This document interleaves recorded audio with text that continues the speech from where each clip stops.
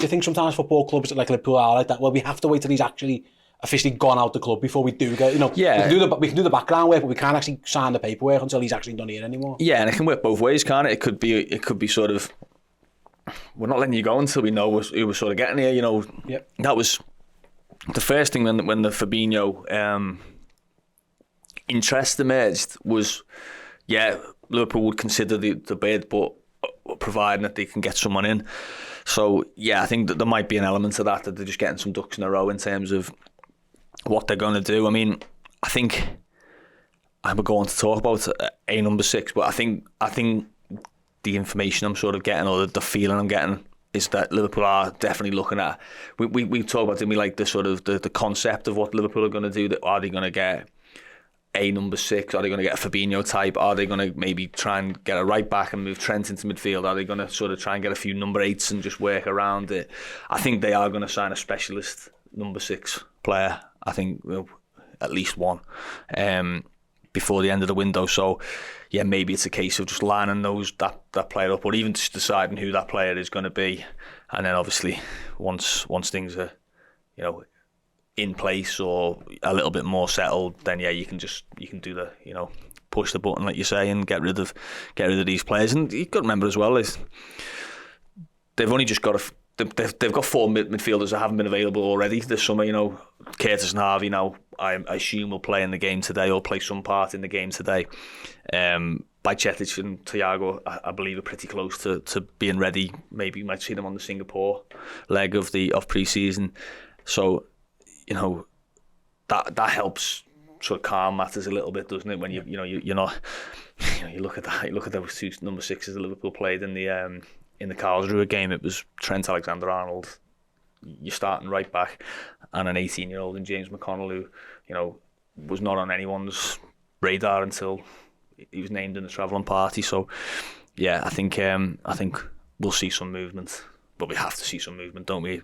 Less than 3 weeks now till the first game, and we'll see Liverpool start to put their jigsaw together. And I, for one, I know we've talked about it. I think it's fascinating. I really do.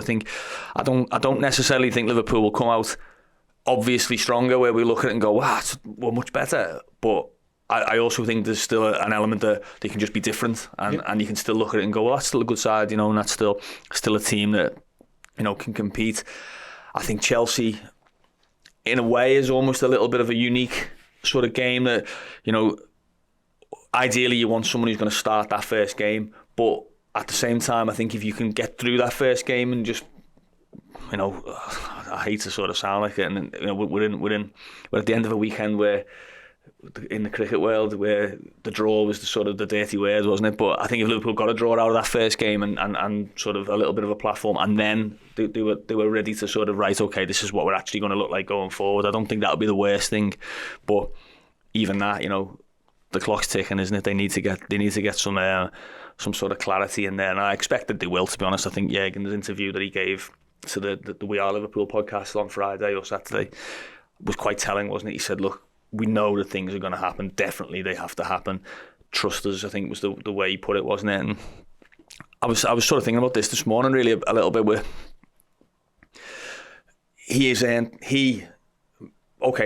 the club as well, but he has earned that trust. I think the only question mark at this point is, has he ever really had to do it in these circumstances where he and the club had done the sort of business that they thought they were going to have to do, and then something else has come along and absolutely sort of pulled the rug a little bit. So that's the question he's got to answer. But I think if anyone's shown that they can ride a setback or come out of it stronger or as strong, I think Jurgen Klopp's the manager that you want in this kind of situation. He's not a Mourinho or a Conte or someone who's going to be throwing their arms up in the air and saying, well, using that as an excuse for the next 6 months that everything got changed in pre-season. I don't expect him to do that. I expect him to sort of deal with the hand that he's got, and hopefully, and to be honest, I do expect, put a strong side out on the first day of the season and going forward.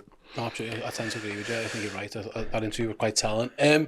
let's move on. I don't want to speak about Palhinha, if you don't mind, because obviously he was linked quite, I don't know how heavily he's like where, but he was definitely a name that was on a lot of lists and stuff like that. There was some reports of maybe Liverpool could go for Palhinha and Lavia in case so you've got your now and you've got your future sorted. Well, playing for Fulham, he done his shoulder in, basically. Marco Silva said, it doesn't look good. It doesn't look good, rather it's serious, but let's hope not too serious. It's his shoulder and it was probably dislocated. He's going to get a scan and they're just hoping it's not a long-term injury for us. I mean, these are the other things that can happen in pre-season. If I don't know how high Palhinha was up Liverpool's list, but now he could be off it.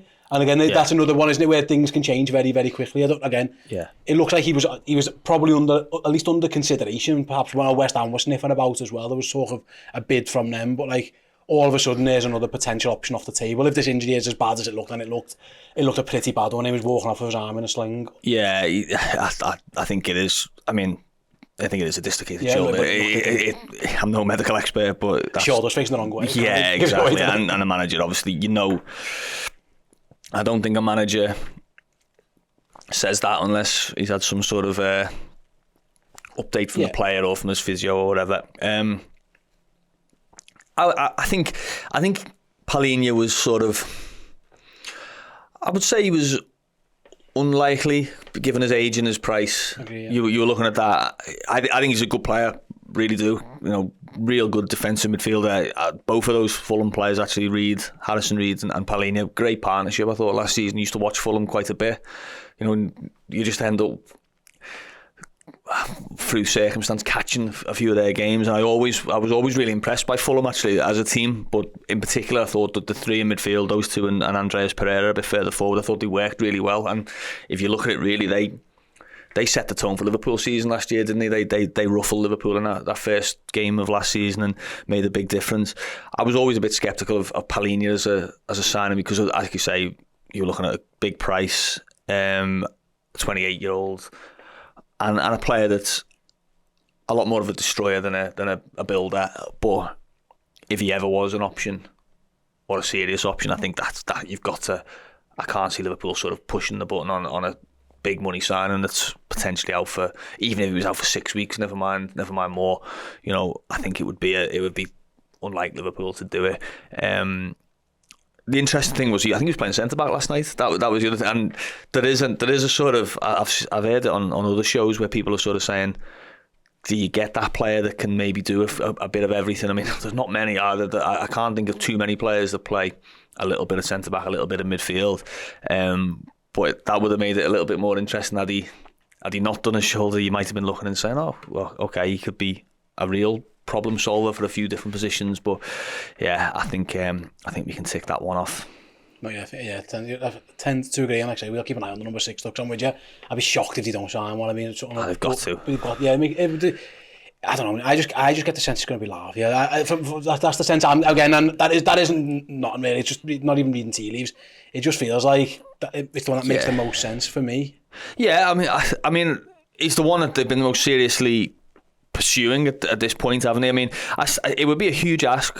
I would be very. What's the word?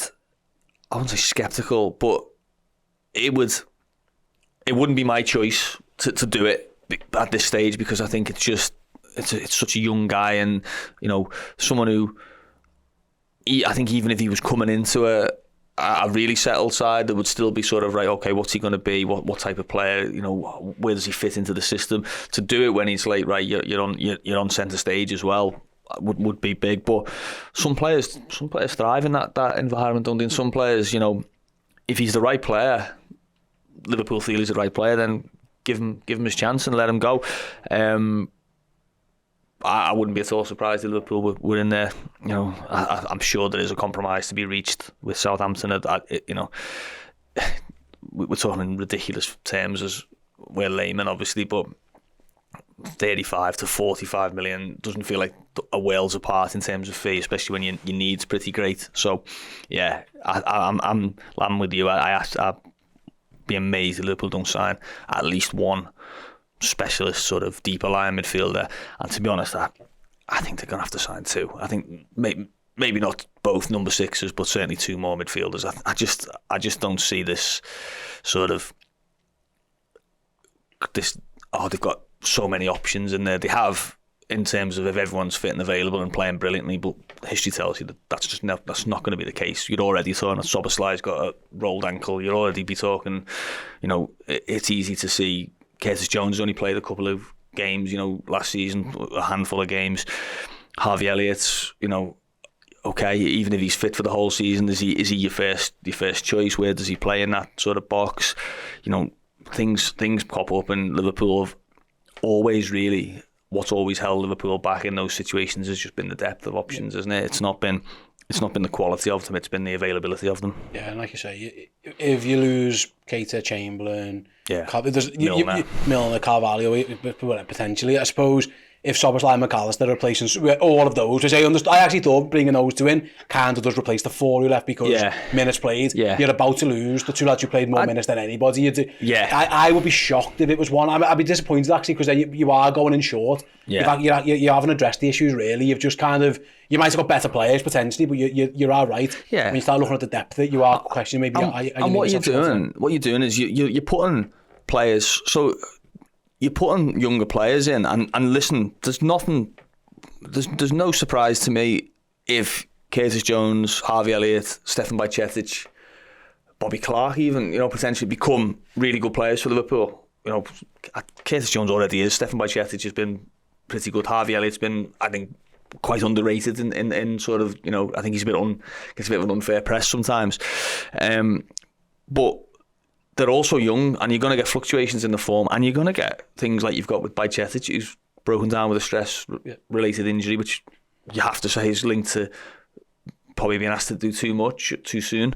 Curtis has had those kind of issues. Obviously, Harvey Elliott's had a really bad injury, and credit to him, bounced back from it really strongly and been available for the most part. And no one was shocked when Thiago played 5 games on the run. And then he went again. I mean, they're all play. Yeah, you are right. You're gonna have to look after these lads. You're gonna have to do that kind of thing. You're gonna have to do it for 2 reasons. One, for just to protect their development and their form and their burnout sort of element to it, but also, like you say, to make sure that their bodies are able to cope with it. And that would be the sort of, I suppose it is still the same, to be honest, with the Europa League. You can easily say, I've got Champions League, so it's not as much. But when you're bringing in someone like Lavia, you've got to remember he's still 19, and it would be brand new for him to be right. Okay, Thursday night away at someone in Croatia, and then Sunday tough away game against Brentford. Can you do both of them? It'd be brand new for them, and they'd still have to answer that question, and however good a player they are, you've seen senior players sometimes struggle with that kind of routine and calendar. So, I would be amazed if there isn't at least 2 coming in to just share that workload, if nothing else. Hey guys, hope you enjoyed that clip from our Journo Insight Show. If you want to watch the entire episode, or indeed listen to it as a podcast, you can head on over to redmenplus.com and get it now. We'll have Neil in every Monday and Thursday throughout the summer transfer window, so get your transfer fix with us here at Redmen TV over on redmenplus.com. Thank you so much for watching this free video here on YouTube. If you want to get your name in amongst the list of names on these end cards, then go over to redmenplus.com and join as a club legend. You'll get 2 free pieces of merch throughout the year, extra bonus perks, and your name in the end credits of YouTube videos.